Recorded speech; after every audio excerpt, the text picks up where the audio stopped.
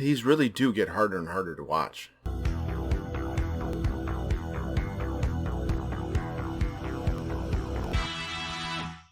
Welcome to the Dave Cave. I, as always, am Dave, and today we're going to be talking about the film that continues the downward spiral of Freddy Krueger, and that is Nightmare on Elm Street 5, The Dream Child. The Dream Child was directed by Stephen Hopkins, stars Lisa Wilcox coming back as Alice, and Danny Hassel coming back as Dan, the only two survivors of what happened in The Dream Master. The movie picks up a year after the events of The Dream Master. You have Alice and Dan, they have graduated high school, and they think that they have straight up defeated Freddy, and they have. But after they conceive a child, Freddy gets new lease on life. It's a little screwy, but yeah, it's basically what he did with Alice. And despite the fact that this movie is very much guilty of continuing the bastardizing of Freddy Krueger, it isn't all bad, just mostly bad. So let's get into, it's not a lot, but it's the good. The first thing I want to talk about in the good column is the intro, and not because the intro is really anything to write home about, but you go into this movie and it's the Dream Child, so you know Freddy's going to be messing with a kid in some way, shape, or form. So they open with this blue tones, very erotic but not graphic, sex scene. But over the sex scene, you have very creepy music and very creepy tones. It takes this universally awesome thing and gives you just this sense of dread because you know that they're making a baby right now, and then that is just going to be bad for everybody involved. From there, you continue that little dream sequence that Alice has going on, and you get the visual of Amanda Krueger in with the 100 Maniacs. I actually like that little bit of scene a lot, because one, it's very creepy. Just the pure concept of that is holy shit material. It really is. But then inside of that, you get Robert Englund out of makeup. And it gives you the idea that this guy, more than likely, if you know who Robert Englund is, if you don't, he's just some dude that looks kind of creepy and you think to yourself, you know, I know him from somewhere. But those of us that do know him know that that's more than likely Freddy Krueger's dad. It's his stuff that makes Freddy Krueger. And I dig that. I like the whole little hint of that, but also the just pure of that whole scene. The next thing I want to talk about in the good column, it's not a big thing, but it really sticks out to me when I watch this movie. It's the idea that Amanda Krueger was Freddy's first dream victim. I dig that. They give this little backstory of what happened with her, and that she also has a similar end to Freddy in that her body was never found. She was assumed a suicide, but we don't have her remains. We don't know really what happened, but that she likely killed herself. Well, we know in Nightmare on Elm Street films, if somebody is suspected of killing themselves, chances are that it was Freddy. Pretty good chances. The last thing I want to talk about in the good column is the concept of this movie, and really the out-of-the-box thinking that had to take place to have Freddy go after a baby's mind and a baby's dreams, because they do. They dream a lot. They're asleep a lot. That's a real thing. And that the idea that he has to do that because Alice is too strong, and this is his in to get more victims, to get more strength, to get more power. And even the idea of them executing it so that really at any given time, Freddy can get anybody because he's working through this baby, I dig that. But the whole logic behind it is where it kind of falls apart. So that is going to move us into talking about the bad.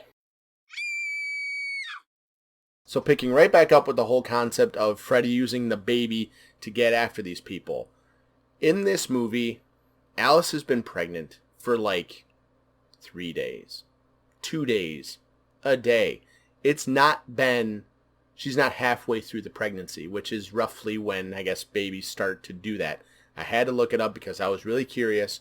But yeah, it's not for a very long time. She's been pregnant for maybe a week in this movie. Maybe. And they have this ultrasound. You're not picking up a baby on that ultrasound. You're not. Not at a week. It's not happening. But then you also have the idea that Freddy's supposed to be getting into this whole baby's brain and all that.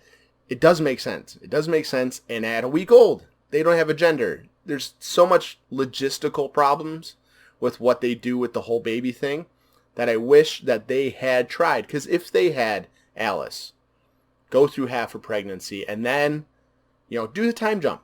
Movies are fine with time jumps. Do a time jump. Have Alice have a 20 and a half week time jump. And then, all of a sudden, shit starts going bad. Because the baby starts to dream, and they didn't think anything was wrong with the baby. It was, false sense of security. Baby starts dreaming. Holy crap, you go into the whole background of babies dreaming and all this stuff and, do what you do. That's how you do it. I know that they wanted to make everything quick and they don't really give a shit about the story from this point, but you really could have done it. It wouldn't have been hard, but they'd have to give a shit first. The next thing I want to talk about in the bad column is how horribly dated the CG in this movie. It becomes kind of a problem in the Nightmare on Elm Street films because you have all these mystical ideas that these directors want to put onto film, but their thoughts are way ahead of what they can do with CG, so it doesn't really look good at all. And I'm sorry, but it doesn't age well. So that takes away from the movie experience. The concepts work, but the execution is shit. And the last thing I want to talk about in the bad column, because there are a bunch of little things that add up to a shit movie, but this one thing really sticks out to me when watching this movie. I just got done watching A Nightmare on Elm Street 4, The Dream Master. Alice is the Dream Master. They have this whole thing where she's getting all her powers from all her friends as they die to make her stronger to be able to fight Freddy. And she does, and like I said in my review on 4, she doesn't do a good job, but it's supposed to strengthen her so that she can fight Freddy. In this one, Freddy gets his souls. He gets the 3 souls from 3 of her friends and gives them into Jacob. That's fine. They establish in 4, Freddy gets the souls, she gets the power. Why doesn't she get any of the power in this one? To me, it seems like a really big plot hole. Like the whole point of bringing Alice back is that you have this connection to what happened in Dream Master. The idea that Freddy has to go through her to get her friends, and yeah, it just, what the hell? Why isn't she getting stronger with these friends dying? It's a pretty big plot hole, and they don't even try to address it. And now it is time to talk about really the only thing worth talking about when it comes to these later entries in the Nightmare on Elm Street series, and that is the blood, the guts, the dreams, the ugly. The first thing to note about the kills in Nightmare on Elm Street 5 is that really since the original, and actually the original had more kills than this one, this is the lowest kill count we've had yet. By far, like I said, except for the first one. 2, 3, 4, they have blood spraying all over the goddamn place. But in this one, it's 3 kills. I don't know if that was intentional, if they only wanted to do 3 dummies that pull Freddy baby out of Freddy's back. Don't know what the choice was on that, but you'd figure if you had a shit movie, you'd at least kill a lot of people. But in the 3 kills that we get with this movie, I dig them because either they look cool or they're topical to the person who's being killed, which I like that. I've said it before. I like the way they do that in Dream Warriors, that it matters to the person how they're killed. You get that with Mark and you get that with Greta. Greta's kill, that shit is just, ugh, that is some disgusting ass grossness. It just, the practicals on it, it's really gross. It's obviously not great, but it looks good. It's an effective look, and it makes you just, ugh. And then you have Mark's kill that, I really like the concept of Mark's kill. I really do. It really gives me Dream Warriors vibes. When he turns around and he's all comic booked up and he's the Dark Prowler, I think is the name of the superhero, that, or the Phantom Prowler, I think is the name of the guy. Correct me if I'm wrong. Hit the comments below. Call me a piece of shit. That's fine. But you have Mark's dream, and it is in this comic book world. And he turns around and lights up Freddy like a Christmas tree. And Freddy gets up as this Super Freddy. I don't like Super Freddy. I don't. It's a cool idea, and also gives us the only time that anybody has ever played Freddy Krueger and not been Robert Englund.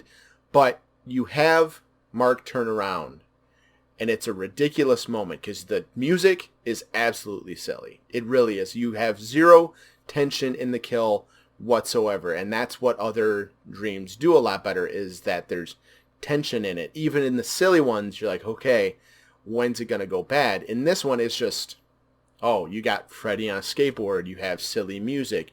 You have Mark talking like this and trying to sound like Rambo, Sylvester Stallone, whatever. And then you have this super Freddy, and really nothing in that dream lands for me. Like I said, I like the concept. I like the idea of Mark really not putting up with Freddy's shit and going on the offensive against him and trying to, because you know Mark isn't going to be the one that kills Freddy. Obviously, he's not the main center point of the whole movie. He's not going to kill Freddy. But you could have executed that scene better. And on top of that, as I mentioned before, you have shit CG that goes into that kill. And the one thing that scene does well for me is really when Mark is killed. When Freddy has this paper comic strip version of Mark, and he's hacking him up and basically turning him into a snowstorm of paper. That's exactly how that scene should end, no matter what way you cut it. If you have Mark being in a comic book, fighting Freddy, however you want to have him fight Freddy, that's exactly how that scene should end, and it's awesome. I like the visual on that. I like the execution. It's a proper kill when you get to the actual kill. Now we've talked about Greta's kill, and we've talked about Mark's kill, and that leaves just one more, and that is my award for favorite kill of the movie, and it is Dan. I love Dan's kill in this movie. One, it plays on something that a lot of people have actually had to struggle with before, and that is falling asleep at the wheel. That's fucking terrifying. The idea of that and feeling that tired and driving that way, that in and of itself is scary, but then you have Freddy messing with you as you're trying to drive. Fast forward another minute, and you get some very awesome visuals when you have Dan get on that motorcycle, and that motorcycle basically assimilates Dan to it. Dan looks like a badass, like hell biker. I love it. The look of that is just so bad. He should be a villain. That look of Dan strapped to that motorcycle, someone should turn that into a villain. I don't care what kind of movie you put it into. Maybe Mandy Part 2. Go put that visual into another movie, because I love it. It's such a badass look. And I'd love it even more if it didn't lead to one of the main characters dying. But you have the visual of him strapped to the bike. You have Freddy mocking him the entire time. It's a very gnarly kill, and it's the first one we get in the movie. And yeah, it's the best. Dan, you're the man, but that wasn't the plan. Oh, these puns are starting to be as bad as these movies. And now it is time for my final thoughts on Nightmare on Elm Street 5, The Dream Child. Like I said earlier, this movie is a bunch of bad little things that make into a bad movie. But in those bad little things, there are good. I have a whole good column. Those are the bigger things to talk about. But there's other smaller things I like. Like, I like the whole idea of giving more backstory for Freddy. Up until this point, I like the extra backstory we get. For me, it does nothing but add to the character. We get the whole son of 100 maniacs and how that all builds into what made Freddy Krueger and how he killed his mom, supposedly, or at least what we're made to believe. I like all that. I like what we get of Freddy, but just the bare bones of it. We'll get more into that in the next review. And building on Freddy and his backstory, I like the idea that this movie ends with Amanda and Freddy at constant struggle, that she's going to be the one to keep him at bay forever, and that they're just going to be going back and forth, and she's the only one that really can stop her son. I like that idea. It's a cool little concept that she made him, she's the only one that can stop him. I dig that. They don't do anything else with it, but it's a cool little idea. Like I said, cool little moments in an otherwise pretty shitty movie. Now, what do you think about The Dream Child? Do you like it? Is it in the upper half? Is it in the lower half of your rankings? And really, I want to know, of the three we got, what's your favorite kill? There isn't a lot to pick from, and there could be a case for any of them being really worth it. So hit the comments below. Let me know. Okay, well, that's going to do it for me today. If you enjoyed the review, please don't forget to drop a like. It does help me out. And if you haven't already, consider hitting that subscribe button, because we got the rest of the Nightmare on Elm Streets. We're doing a little pit stop with Freddy vs. Jason, and then we're picking right up with the Halloween series, and that will lead us all the way to Halloween night, where I will rank all 31 films from Friday the 13th, Nightmare on Elm Street, and Halloween on the 31st. And while you're waiting for my review for Freddy's Dead, I'll have links to the rest of the Nightmare on Elm Street series that I've done so far in the description below, as well as a couple other reviews that I've put out recently. Be sure to go check those out. And while you're down there, I do have links to my Instagram and Twitter. They're both at @thedavecave_. I post over there when I'm not posting here. I will see you all real soon, but until then, take care.